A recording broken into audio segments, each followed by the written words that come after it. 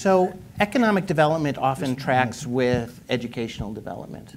I've heard that the United States widened the gap with the rest of the world markedly on the strength of the GI Bill, when universal education was available to servicemen following the Second World War. That's when we really widened the wage gap and the economic gap with the rest of the world. China has, the education sector in China has exploded, right, at every level. You know, from the most basic thing of making a largely illiterate population to making a literate population. And to take a university system which was largely an ideological, sparsely attended system to being something that now has 8 million students. And you are delving into it in the most personal way a person can as a parent who's chosen, right? Because you had options. I had options. Who's chosen to send your sons, right, to Chinese schools. And maybe you can talk about the genesis of that decision and what light it sheds on you about the Chinese, what most generally is the Chinese project overall, the Chinese project for its young people. So I like to think of Chinese education as really a work in progress. As Ted had said, they've built a system in 50, 60 decades, completely reversed the literacy rate. We now have something like 90% literacy. It's accomplished quite a lot in a very short period of time relative to what America has done with education. We moved, my husband and I are both journalists, we moved to Shanghai in 2010. Which is a monumental year in Shanghai education because students came in #1 in the world on math, reading, and science. The US sort of fell somewhere in the middle of the pack. So of course American policymakers are concerned. I, on the ground, was seeing a different story. I enrolled my son in one of the best state-run schools just a couple of blocks down the street. It seems like a no-brainer at the time. He would learn Mandarin. It was one of those schools that everyone talked about, and it was a laboratory for education reform, as the Chinese were very proud to say. All the progressive education would be filtering through this school. The experience was very different from what I expected. The teacher, first week of school, lined up all her 30 children and forced them all to eat eggs, basically shoved eggs in their mouths and waited until they all swallowed. Like Cool Hand Luke. Yes. So I run off and I say, in America, we were the only American family. In America, we don't use methods of force. We incent our children to choose. We trust them with the decision. And Teacher Chen says, does that work? And I have to admit, not always. And she later challenged me. She says, don't ever question my authority in front of children again. So here I had this very poignant example of a suppression of individual will and unquestioned teacher authoritarianism, right, in the classroom. And from this narrative, I began to explore what is happening in Chinese education. This is a system that educates 260 million students, right? That's 4 times the number of the US student population. And they're becoming more globally competitive for school spots and for jobs. And I felt it was important to understand what was happening in those classrooms. It's fascinating. We're going to delve into some of the lessons you've learned deeper. Dave, no, Jeffrey, I guess we'll come to you next. How much of China's global clout rests on trade? I would add to that, like, how well organized is the state around trade? And does China project its power through trade? Yeah, in terms of the power and kind of the tone of and message of the session about whether or not it's a superpower, which I'll say the answer is yes, with an asterisk. There's 3 things, and power is one of them, in the sense of political projection, and it gets at trade. So the way I say, as an economist, of course, the economy is very important to be a superpower. In terms of economic size. And we've heard some of these figures bandied about. It was kind of interesting to see in terms of what Lenora said about the number of educated, like 260 million is 4 times the United States. That's roughly, the population difference. And that's the first thing that kind of popped out when I heard from Lenora. So essential thing in terms of, you mentioned about power and superpowers, is economic size. And while they are 4 times our size, and there's discrepancy about the size of China, whether it's 1.4 billion, 1.5, 1.6. We know there's a lot of discrepancies in a lot of economic and demographic variables in China. But basically, it's about 4 times the size of our country, which I think is important to get some of the context here. But their economy is the same size as ours when properly measured. And when I say when properly measured, when you take into account the fact that prices for most goods and services are roughly half on average than what they are in the United States, maybe even less than that. So their per capita income is about $15,000 per year. So you have an economy, you have a population of 1.4 billion with a per capita income of about 15 billion. So the size of their economy is 4 times ours. Well, per capita income of how much? About 15,000 per year. Mm-hmm. Ours is 4 times theirs. So while they're 4 times our size, mm-hmm. they're 1/4 per capita income. Our economies are the same size. So that's very important because that generates an enormous amount of trade. David mentioned about the size of the trade factor. So in terms of economic power, they have enormous economic mass. I think that's an essential condition for a superpower. The second thing is in terms of a military. We're talking, David and I actually Ted and I were talking just before this and remarking about the size of military spending, defense spending, as a share of GDP in China, and it's about 4%, and we're kind of banding around the figures without boring you with the figures. For defense spending in the United States, it's about 4 or 5% of GDP. So that also, I think, is a necessary condition. We can talk about that more in terms of a superpower. And that's not even using the equivalence measure. That's just in sheer dollar terms, right? That's just in sheer dollar terms. So you terms. can double the, you can double the Chinese. Possibly, although it is a share of GDP, so that's kind of scaled a little bit. So I'd say roughly the same. And then the last thing is, in terms of a superpower, essential thing is political and geopolitical, and David can speak more to this than I. But there, where I'd put in terms of my answer to this question right on this board, that's still in process, is that it's a yes with an asterisk on it, is in terms of its willingness. There is a lot of mixed messages on it, and one is kind of going back to the question of Ted's in terms of trade. As President Xi, and you may well know, if you're interested in the subject, the beginning of the 19th Congress was yesterday, and President Xi is starting his second term. And one of the things he mentioned, this is just recently, when he was at the Davos meeting, the World Economic Forum. And what came out prominently is his sense of inclusive globalization. So there is an interest in globalization.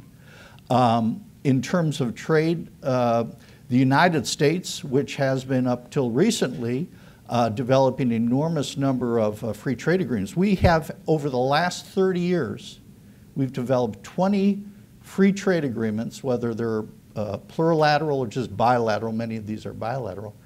That's a large increase over 30 years. But in less than 10 years, China now has roughly about 20 free trade agreements in less than 9 years. It's under negotiation for another 10, and another 10 are under consideration. So to kind of wrap it up, I think in terms of overall economic, they have economic mass, which is, and it's possible to say they are the largest economy in the world. One can defend it that. In terms of military, very significant. And in terms of geopolitical, moving slowly and a bit reluctantly on the stage of being a geopolitical power with a lot of free trade agreements and more things we can talk about later. So just getting back to the superpower criteria here, what are some of the ways that we all feel the effects of China's economic might in our homes? And when I say might, I mean, how are they exerting their needs or demands on us? Okay, to me? Yeah. So there's, I mean, one of the big things in terms of China, and this is where I think there's a bit of a reluctance to be a full superpower, is you have to have this sense of playing within the entire multilateral system. One thing in its favor, China joined the World Trade Organization about 16, 17 years ago, right around the turn of the century. And if you look in terms of the impact, their trade deficit, China was liberalizing starting in 1978, 40 years ago. But it was only in 2000 when they joined the WTO and they had a huge unilateral reduction in their tariffs as they joined the World Trade Organization. And that meant that enormous amount of potentially goods coming into the country. They had some dislocations, and this has been borne out in academic studies. But also with a very weak currency, they fixed their currency largely against the dollar, and that has had a big impact on us in terms of keeping the value of their currency low. And just to give you kind of an anecdote on this, which is that, I mean, we hear a lot of studies, and there's a lot of discussion, it's in the current press, about currency manipulation, although countries have for centuries and millennia kind of intervened and defended their currency. But if you go back about 30 years, the price of a yuan, and remember in China there's two names for its currency, the renminbi and also the yuan. I'll use the yuan. The yuan cost about 50 cents to buy a yuan. Now, 30 years later, it costs only 16 cents to buy yuan. And that shouldn't be for a country that's rising in terms of economic value. So there is a strong sense, in my view, that they are intentionally keeping their currency low. It's against the dollar, and that's having an impact on us in terms of the quality of jobs, loss of jobs. I think an outcome, in my view, the recent election, is related very much to the loss of jobs in certain sectors, manufacturing and the Midwest. Should it be 50 cents again? What's that? Should it be 50 cents again?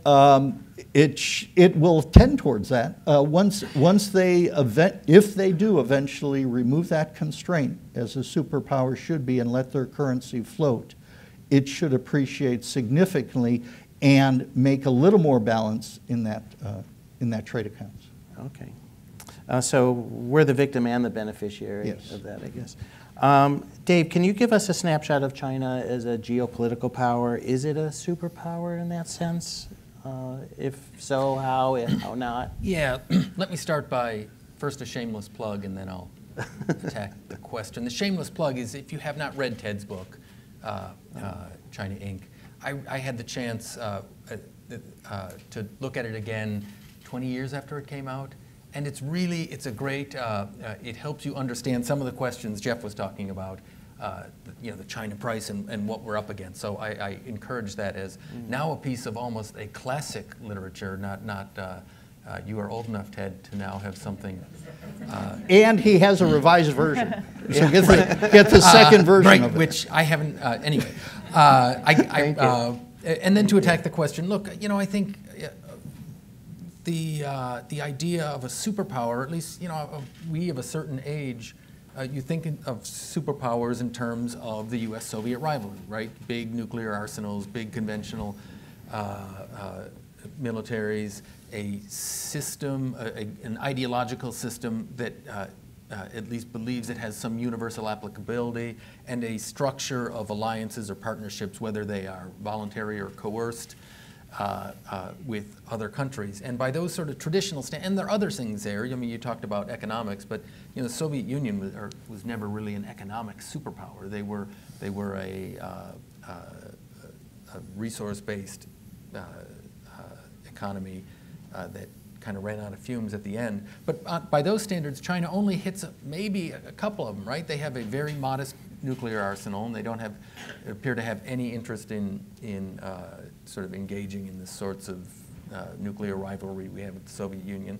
They have a big military, but it's really a big regional military. It doesn't have global pretensions right now, although you can certainly map out a course where they would.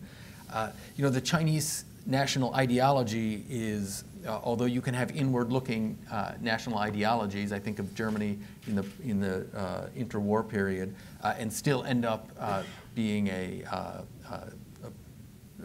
problem to the rest of the world.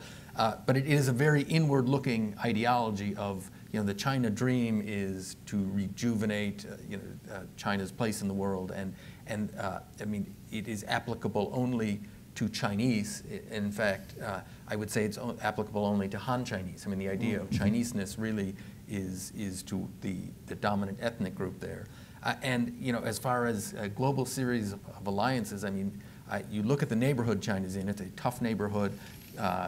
It's not very friendly to China. And if you look at the partnerships it has, North Korea is its only treaty ally. I guess the other two close friends of China are Cambodia and Pakistan. I mean, not a great list. If you were picking a list of who you'd want as your international partners, probably those would not be really high on the list.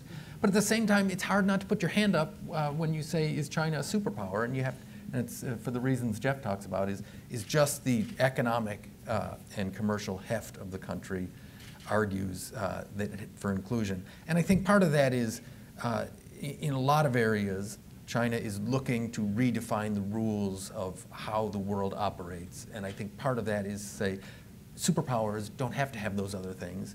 You know, we want to write the rules as we see fit. And I think that's what they're in the process of trying to do. As a working diplomat, how would you describe the kind of transactions we have with China on a state level? Are they easy to work with? Is there a kind of power they exert? Are they do they work at making life difficult for the rest of the world or easy for the rest of the world? Yeah, China's not an easy place to work with, and maybe the United States isn't easy to work with. Maybe we are like Dostoevsky, you know, we're all difficult to work with in our own way. But I mean, the Chinese system is structured to not be easy for outsiders to work with, particularly difficult for governments because, I mean, the government in China really doesn't run things. That's why, you know, Jeff brought up the party Congress. I mean, the party is what runs the system there ultimately, and you know, we don't have access to that except for occasionally the curtain is pulled back a little bit. So, could you talk a little bit more about that? I mean, there are real divides between who expresses the will of the state and who determines the will of the state, right? Like the foreign affairs people on the standing committee might have no interaction with other governments, right? But you deal with the minister. Right. I mean, I think it contributes to a difficulty in the relationship. I mean, there is, I mean, in a lot of ways, I mean, that there is a strong sense among the leadership of China that the United States doesn't like the Communist Party, doesn't see it as legitimate, and would be delighted to see it shuffle off the stage. At the same time, you know, the way you develop legitimacy and trust is, of course, by interacting, and the system is designed to not permit those interactions. I mean, and is that a purposeful or accidental exertion of power? I think it's purposeful. I mean, I think that's you know, it's not just a Communist Party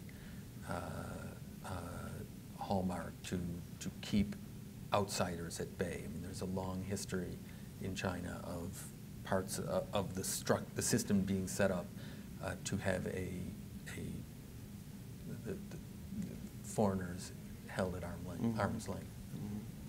So, Lenora, there's, because of the 19th Party Congress now, there's a lot of rhetoric out of China about party discipline and discipline in general in China.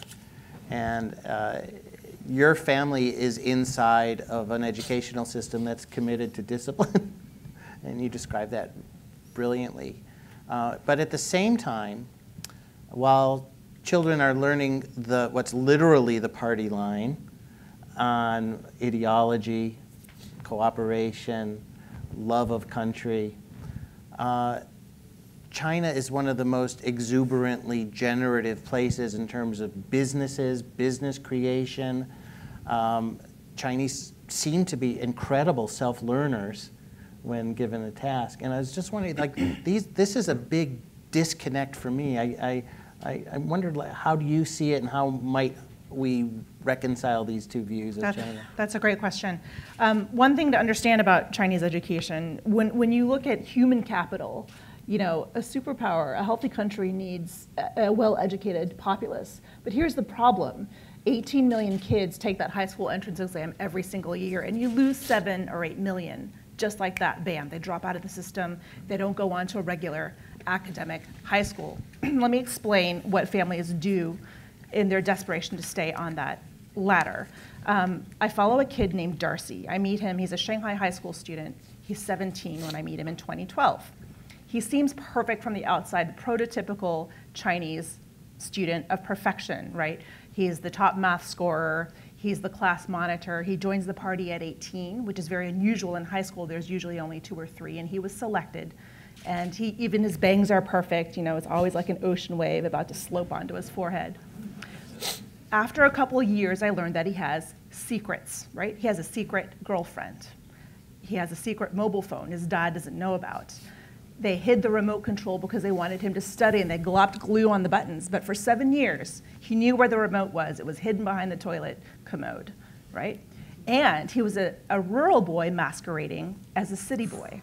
His parents were rural migrants from Anhui, and the father divorced and married a Shanghai woman just so he could attend high school in Shanghai and take the college entrance exam in Shanghai.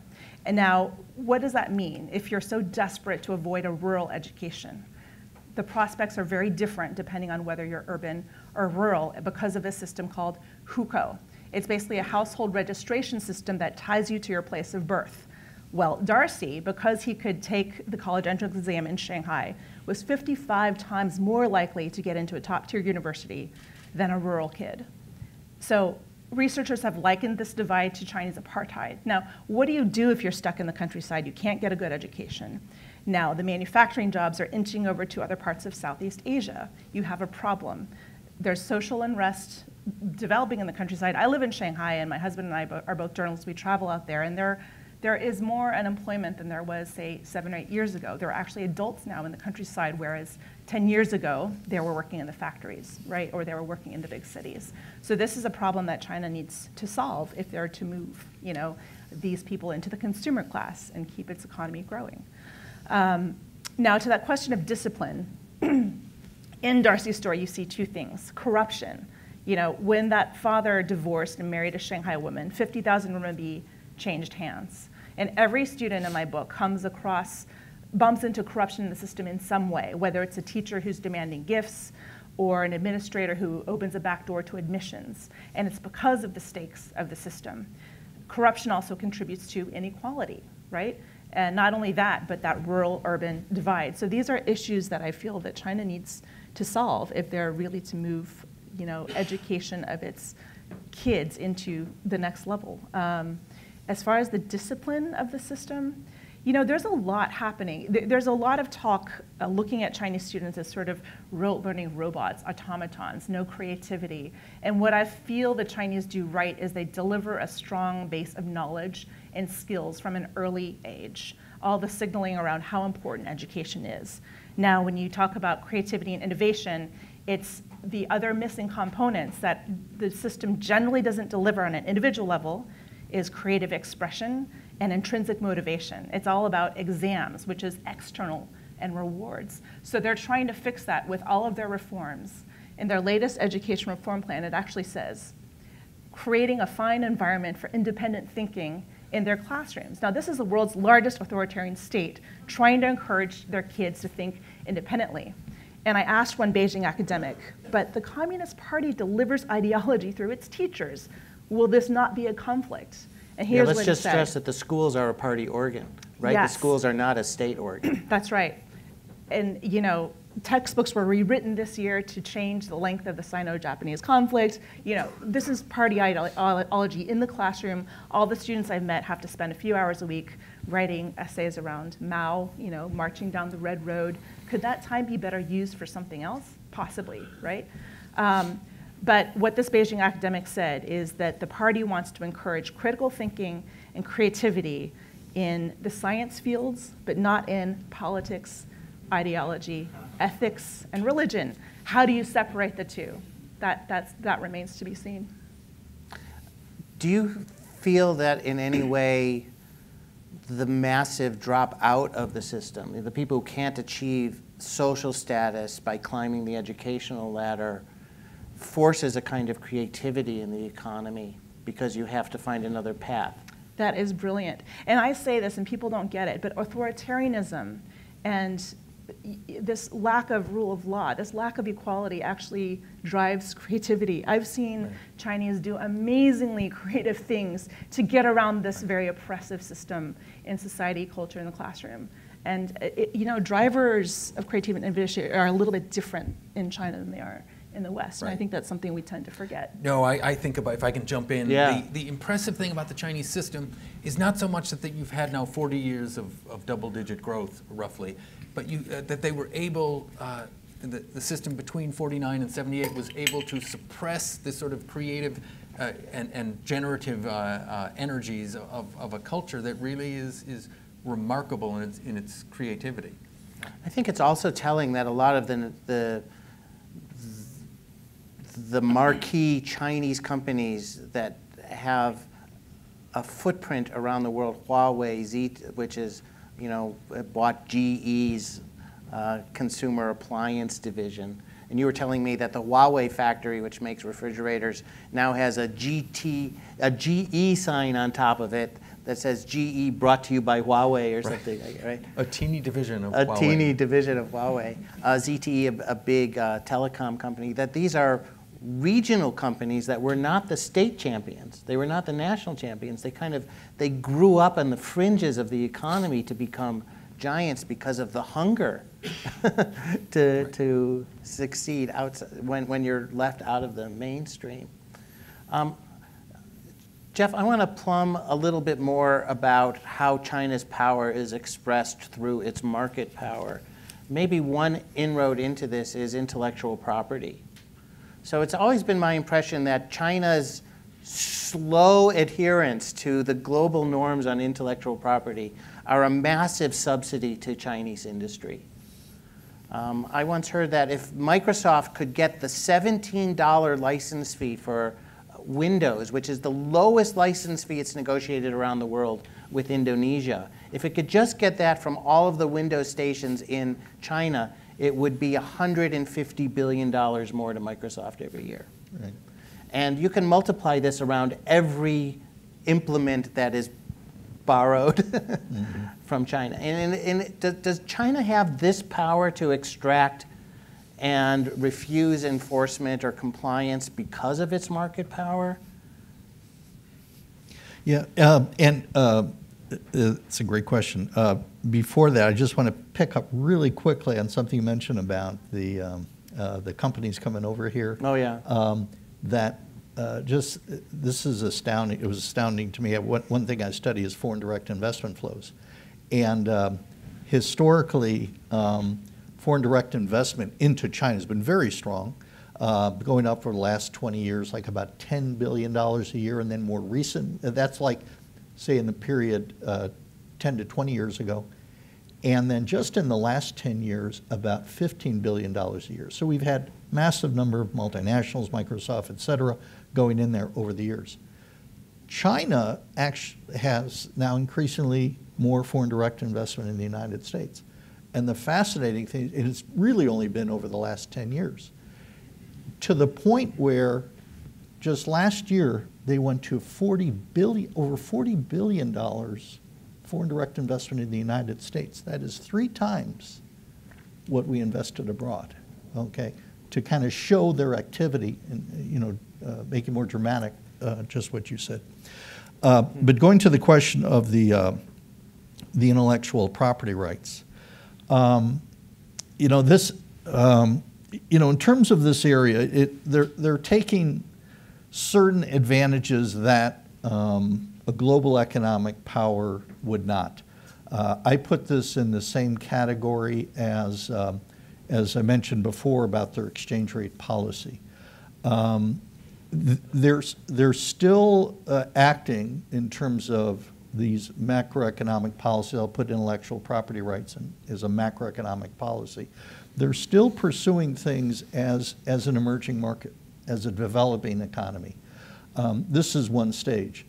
I actually see, if you look, you have to keep in mind when we look at things like their exchange rate policy, which in some sense we would have called 80 years ago, beggar thy neighbor policy, when all in the 30s, everybody was depreciating their currency against everybody else, and that imploded the world economy in the Great Depression. So there's still this per capita income. I go back to my earlier point. Their per capita income is only 1/4 of ours. They've moved, they've grown dramatically. You know, they've had these periods, as David said, about 10%, 11% growth a year. They've come down now to more the 7% range, and we can talk about maybe as a question, why are they slowing down, what's behind that? But still, they've made enormous strides, but they're still 1/4 of the per capita income. And when we look at things around the world in terms of countries, rule of law tends to be less in countries with lower per capita income. Quality of data is less in credibility of data.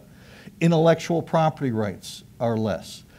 Pursuing this beggar thy neighbor exchange rate policy, this is very common.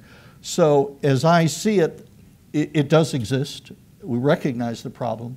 But also, if you look in the context of where they are, these are things that still, it's a developing economy, they do. The hope for the future is that they will continue, and I expect them to continue to grow at 6 to 7% per year. That is not labor force growth. We think about their large population. Their labor force and population is growing the same as, we only grow about 0.7% per year, our labor force and our population. Theirs is about the same. Actually, so that means but that they also have a demographic collapse, right, which is a challenge on their labor population, right? Right. They're losing around 6 million. But we're also having a demographic. I mean, all these populations I see. So that's in are parallel. aging. So yeah. One figure I heard was that China is losing around 6 million workers a year because of the one-child policy, one-child per family policy. Yeah.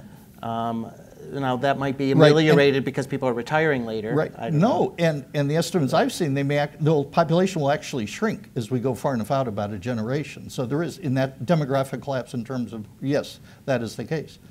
But 30 years from now, we may be declining too, as Netherlands and other countries in Europe are doing that as well. But still, their per capita income, given their policies, investment in capital, a policy that I think, going back to what I've read about what President Xi is encouraging, is this more stability. This stability necessitates clamping down in terms of the internet, clamping down in terms of voice, clamping down in terms of information, will slow that rate of growth so that maybe the per capita income grows 4.5% per year. But what I'm saying is basically it will catch up, and I think the intellectual property issues will be addressed over time. That's fascinating.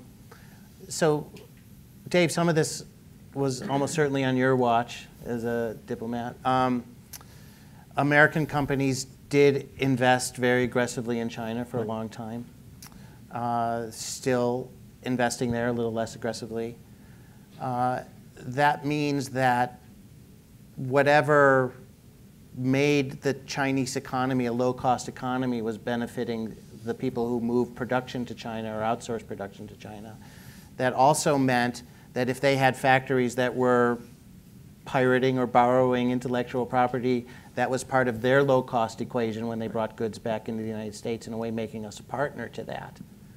And I wonder whether you had any thoughts on the way the Chinese mode of doing business might be shaping the way business is done outside of China. Wow.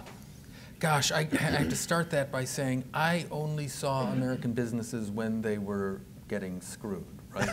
So I have that's a technical term, but it gives me a not perfect view of the situation. But the impact, of course, I mean, I think of, I mean, that may be China's biggest claim to superpowerdom is their ability to shape what the global trading system looks like, right?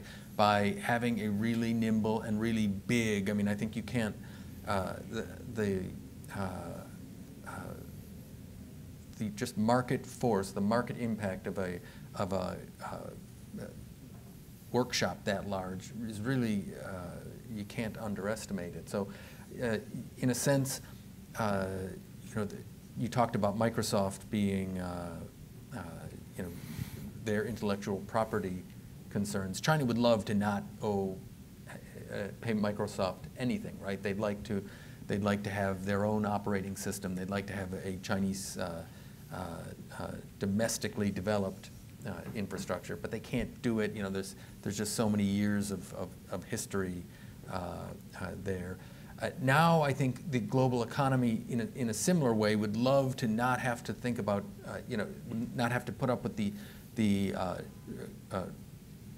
challenges of dealing with China as the workshop of the world is, the sort of starting point of the global supply chain. But the global trading system is now set up to assume that, and there's sort of path dependency based on how do you get out of the model that has developed over the last 40 years, certainly since China entered the WTO. I put that out more as a question rather than a solution. Let's shift it to another sphere, maybe the academic sphere. Question for you and then for Lenora. So in academics, I go to lots of conferences. I listen in at some. I speak at some. I have private conversations at most of them. And one thing that leaps out at me is the discipline the Chinese can exert over the sharing of opinions among American intellectuals. There seems to be a kind of blanket over it, maybe because your visa status is challenged. If you're a business, if you're too ornery about China in public, there might be cost to pay. I was always amazed how, for a very long time, the U.S. Chamber in China, I forget the actual name, U.S. China Business Council or something? U.S. Chamber of Commerce. U.S. Chamber of Commerce, that they couldn't, all they did was complain about governance at home. Taxes were too high, regulation was too onerous, and yet everything the Chinese government did was perfect. That's changed a little bit. That's changed a little bit. But when I go to the conferences now, to actually hear somebody be critical about China, you have to assume they've forsaken their chance of ever going to China again, or something like that. If I can jump in, I think this is the egg eating, right? I mean, there is this.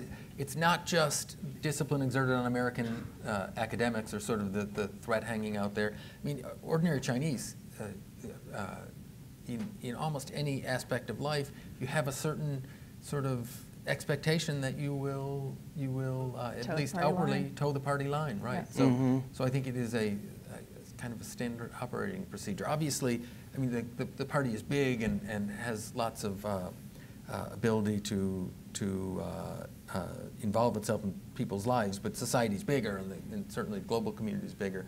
But that doesn't make the aspiration any less. But tied to the superpower question, does having that kind of control over your own population, which also happens to be 1/5 of the planet, is that kind of control over your own entity enough for superpower status that China can have that we can't? We need a much broader reaching kind of exertion of our power. But China, just by controlling its own people, can. Can I break up this concept of public sphere versus private sphere? So the conference is a public sphere, and I would say that people, with the foreigner in the room or recording or whatever it is, there's hesitant.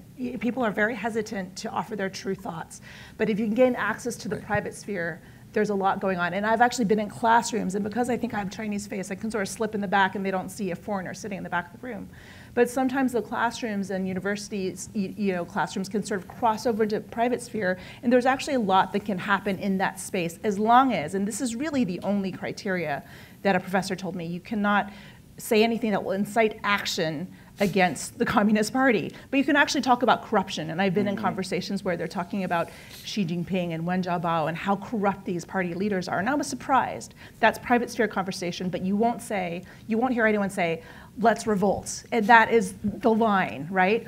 And here's another thought I wanted to offer. So this year they've rewritten all the textbooks in China to lengthen the Second Sino-Japanese conflict to 14 years, incite more hatred of the Japanese, and incite Chinese patriotism. But you talk to students, especially in urban areas, they're going to Tokyo, they look around, they don't see the Japanese devils they're taught to see, and they're picking up a taste for sashimi, right? They come back to Shanghai, they're like, hey, I love Japan, you know? So there's always going to be this conflict between what the party wants its children and its students and its academics to discuss and what they're seeing in the real world, and there's more access to information. So at some point, there will be a conflict. And if I can claw back a little bit to the superpower discussion, I mean, part of superpowerdom maybe, I mean, it has to be cultural influence or sort of the aspirational attractiveness of the power. And I think there's a lot of attractiveness at a popular level to the success you've seen commercially and economically in China. I think there's still very little attractiveness. I mean, there is at a regime level.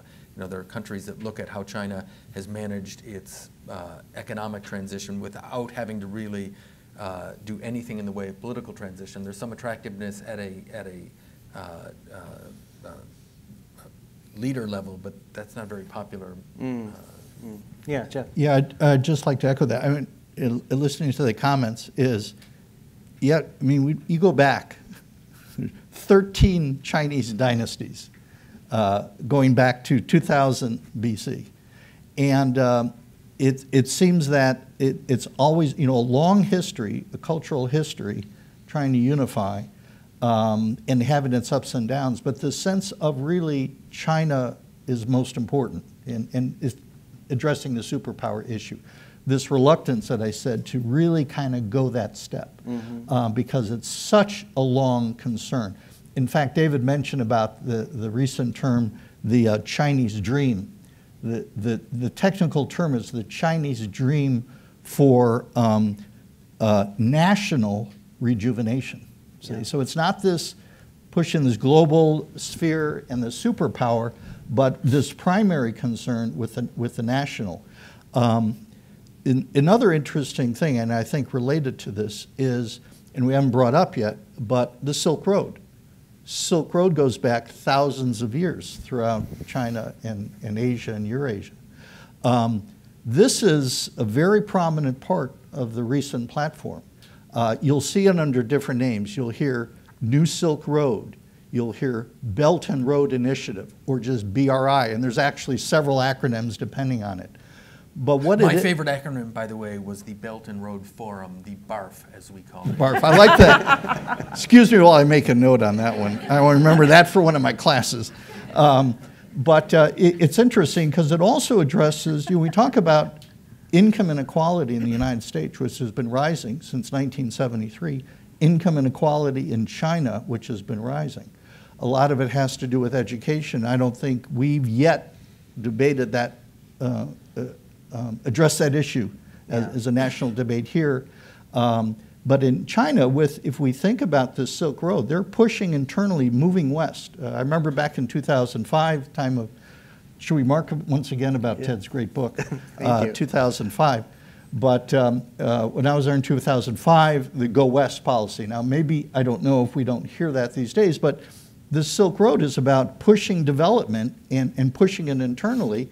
And they're laying the infrastructure and the railroad system, make them compatible, talking with Iran, which is a very strong, working with them, alliance in a sense, pushing that. But that may also help development in the West and this problem with this unskilled labor, leaving the farms, becoming less of an agrarian economy, and how to deal with them. So I think there is some hope. But it's all part of this national rejuvenation, which I think dominates their view in terms of political issues.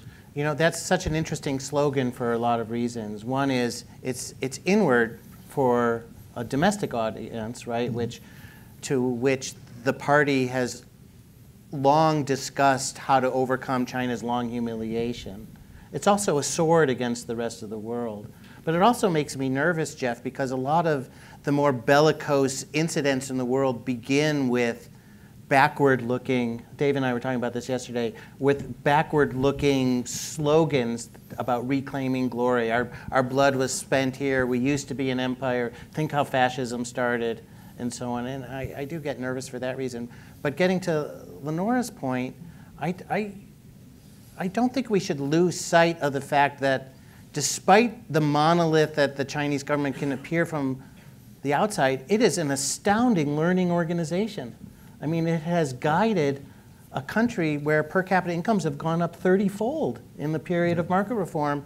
And you can't identify present China by looking at China 25 years ago. It's just not there. And it must be the intensity and vitality and robustness of discussion within, I think. Do you have thoughts on that? Yeah, I mean, I think, China can appear sort of horrific to Western. I've been on this sort of national book tour. The name of my book is called Little Soldiers, which, on sale now. Yes. This education system delivers vast inequality, and there's something very military-like to the Chinese experience, and it's horrific to Western sensibilities. But, if you shift the thinking to group orientation, China's done quite a lot for its population, sometimes at the expense of individual will, individual choice. And they sort of, I would say, value individuality in a different way, and that's just something to remember that I've learned. Well, I want to get to the questions, if that's okay. Maybe we can work that in. Before we do that, let's take another straw poll. How many people think China is a superpower now? Slightly less. Still probably a majority. We hear so much about North Korea. What are China's interests and what are its levers in playing a role in the North Korea issue as it currently stands? It could change tomorrow, of course. Yeah, sure. I mean, if I'll take a first crack at it. China has huge interest in what happens in North Korea. It is the nexus of a lot of really big powers. It has been the place where a lot of conflict has begun, and they don't have a lot of levers anymore. I am sympathetic's the wrong word, but the Chinese really don't have much of a political connection to North Korea anymore. You could tell that it was getting bad. Their guy in Pyongyang was the uncle of Kim Jong-un. He was very close to. He had been a long time sort of counterpart and sort of a Pyongyang whisperer for Beijing. And you could tell that the relationship was getting tense when he was killed with an anti-aircraft gun. That they were sending a message that we're not really interested in what Beijing thinks here in Pyongyang anymore. And so the idea, it really put in relief the low status of China-North Korea relations. And of course, if you think about it in sort of classical geopolitical terms, or in terms of actual history, it makes a lot of sense because, the geopolitics say that small countries next to big countries aren't natural friends. That they should be worried about the sort of covetous eye of the large neighbor next door. And in fact, if you look at history, there's good reason for that. I mean, the reason Koreans have bad feelings about China is there's a history of China throwing its weight around and kind of squeezing the neighbor to the northeast. And so, the natural partner of the DPRK is, of course, the large, distant superpower. And so the odd situation is that you have us being in that antagonistic role. And so in a sense, there's, water should be trying to find its way to the lowest point, which is a partnership between the DPRK and the United States. And of course, what's standing in the way there is the Cold War and history and the US, Japan, and South Korean alliance. And I say that not as a preface to that's why there's going to be a US DPRK North Korea alliance in the coming years, but it just illustrates sort of the odd situation that's there. China's interest is they don't want to see a nuclear DPRK. That's not in their interest. I don't think it benefits them. But they also don't want to see the collapse of the DPRK regime. They don't want to see chaos there. They don't want to see a U.S. ally moving up to their borders. Although I tend to think the reason they should be concerned about the ROK, the Republic of Korea, the South Korea, moving north is that that would likely, in my sort of guess, undermine the U.S. ROK alliance. It would be hard to sustain without the DPRK there anymore. And if the U.S.-South Korean alliance were to fall apart, what would happen is then the unified Korea would almost inevitably have to develop nuclear weapons for those same geopolitical reasons that the DPRK is developing them. And if Korea has nukes, then Japan is going, that would weaken the U.S.-Japan alliance. Then you have a nuclear Japan, you likely have a nuclear Taiwan. And so what is a very difficult localized situation becomes a much more difficult and much more regional situation. Jeff, did you want to add something to that? Yeah, just 2 quick points, because I'm no expert on this, is that... By the way, that never stops me. Right, yeah, and it's not going to stop me now. As I see it, with President Xi especially, and this retrenchment to ensure taking on a little less risk and return for their economy, and that's this clamping down more on information and voice and issues like that. They like that stability, and so it's just what David picked up in the latter portion of what he said is kind of keeping that. They want to keep that North Korean regime in there because they've had 40 years now of economic growth and development that's unprecedented for such a large economy, and they'd like to keep that status quo. That said, my second point is that China is under negotiation, not just thinking about it, but under negotiation with a China-Japan-Korea free trade agreement. So as that evolves, and that's more likely to evolve than RCEP. RCEP is the big, like 16-nation, China-included, something like a TPP, but China-based for the Asian Rim countries. That's going to move at a much slower pace. But this could move at a rapid pace. And so now there's a little changing dynamics going on. Oh, that's fascinating. I mean, that's definitely superpower behavior. Mm-hmm. Right. How about among the students? Is there a question in the student group? My question is, how do you view China's recent development in developing African states from an economic, geopolitical, and moral standpoint? Mm-hmm. Yeah, I'm happy to take the right first. I'll take the first stab at that. They've been cultivating that. China doesn't have the kind of resources, for example, oil, that the United States has. We have oil, we have shale oil. So they have to look outside. Africa has been a home for that, and certain countries that have been receptive, they have been, building enormous infrastructure. In several countries. The names of the particular ones don't come to my mind. But I did mention about that Silk Road, and if you think about it, that Silk Road, that moving west and reinstituting that Silk Road as a form of economic integration, that's how they see it. That is part of moving closer to those supplies. You also have to keep in mind... Let's just mention that some of that Silk Road initiative, the Maritime Silk Road, goes all the way to Africa. Exactly. That's the other part of it. I was just going to... The maritime thing, great point, as they're building that through Indonesia and through Africa. So most of that will, of course, be transported by sea. But it is part of this economic integration that you want to do, but at a slow pace that's kind of under their control. And the last thing is they are moving closer economically to Russia. There's been a lot more discussions with Russia. There is something called the Eurasian Economic Union. Economic unions are the highest level of economic integration, basically, like the Economic Union of Western Europe, the European Economic Union. So I think this will move very slowly, but you see this pivoting, just as if we think back a year ago to when TPP was discussed, over the transatlantic partnership that was still on the books between U.S. and the European Union. This pivoting by the Obama administration, at least at that time, there's certainly a pivoting by the Chinese government to Russia and that whole sector.